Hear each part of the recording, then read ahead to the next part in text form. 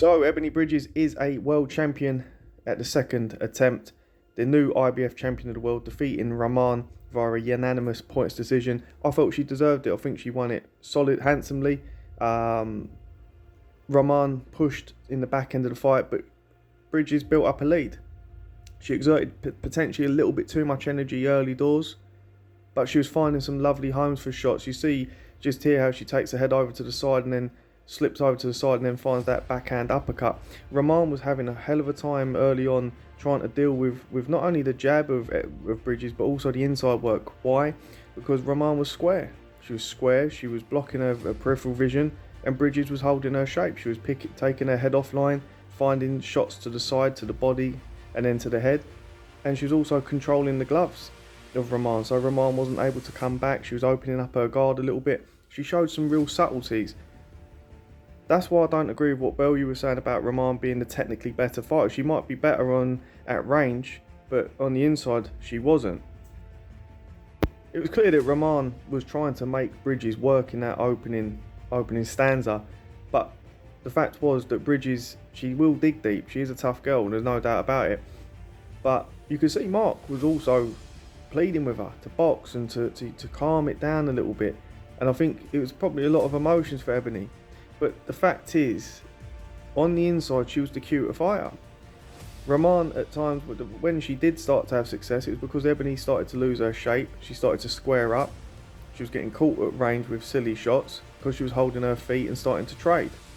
Only natural.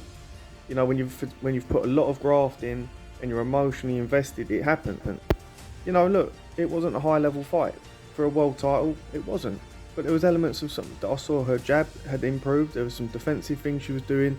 The way she slipped and rolled, the way she was touching and working off the same hand. There was one time I think she went from the left side. She went left hook to the body and then left uppercut. You don't even see some male fighters do that. So we've got to give credit where credit's due.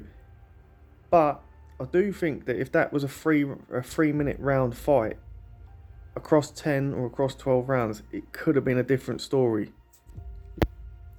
And I say this because I feel like Rahman was fighting that like a 12-round fight, like a 12 3 minutes.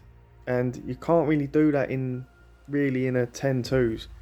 Ebanie, I don't think, paced it as well as she could, but that's a lack of experience, and she'll learn from that. Even Callie Reese said to her at one point during the fight, take the space. She was holding her feet a little too long in the pocket, getting embroiled in a war. But she'll learn from that. She will learn from that, and you can see that she's attentive to Mark and his work. He's done a tremendous job, and they'll move on together. Who they fight next, who knows? But I think she deserves a few title defences before any unifications, and let her build up some more experience. But anyway, let me know your thoughts in the comment section below. Please like, share, and definitely subscribe. We're nearing 900, and I'd like to think we could get to 1,000 by, well, at some point. It's slow process at the moment. And I would love to have shown you a little bit more content, a little bit more footage, but it seems like at the end of the fight, DAZN don't show any of the highlights. Bizarre, but thank you for watching.